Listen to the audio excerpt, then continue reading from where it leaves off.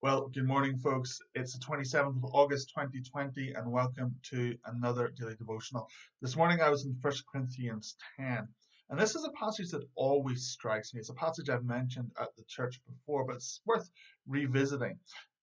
And it kind of really shows to me that some of the things that we don't think are a big deal, God thinks is a very big deal. Let me read it for you. Now, these things took place as examples for us, that we might not desire evil as they did. So Paul's talking about the people of Israel in the wilderness. Do not be idolaters, as some of them were. As is written, the people sat down to eat and drink and rose up to play. And you think, right, okay, well, that makes sense. We shouldn't be idolaters. God doesn't like idols. We shouldn't have anything above God in our lives. But yet, so often we do, right? So often by our actions, so often by the way that we live, we elevate things above the Lord, whether it's family or work, or friends, or even the TV. By the choices that we make, we indicate that these things are idols to us. We've got to have God first. He's the one who needs to be number one in our lives. Anything that is above God in our life is an idol. Then it goes on and says, and we must not indulge in sexual immorality, as some of them did, and 23,000 fell in a single day.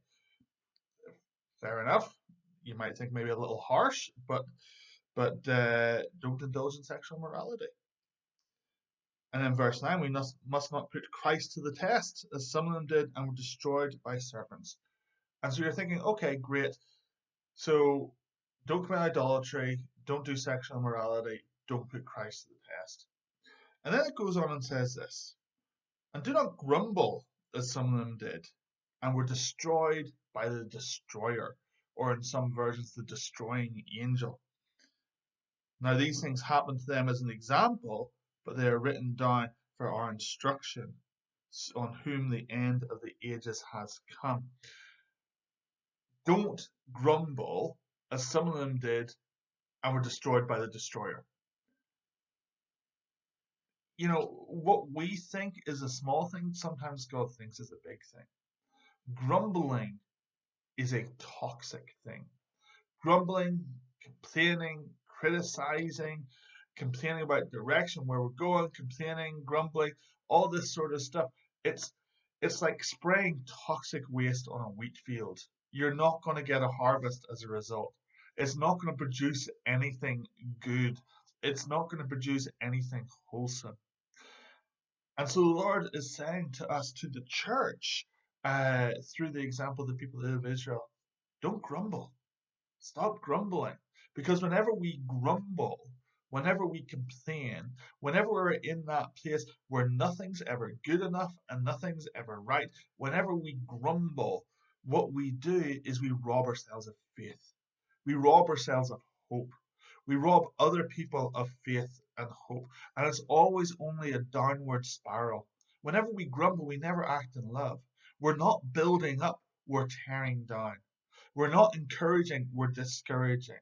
We're not strengthening, we're weakening. So don't grumble. Resolve to yourself today, this is a day where I am not going to grumble. I'm only going to speak faith-filled words over me and the people I know, over my church and the setting that I'm in. And what you'll find is that things will start to change.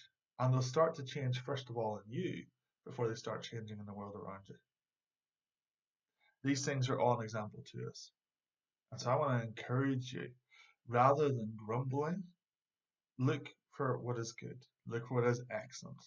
If anything's praiseworthy and everything's admirable, then dwell on those things. Speak them out in faith over the community of faith that we're in and over our everyday lives. Have a great day, guys.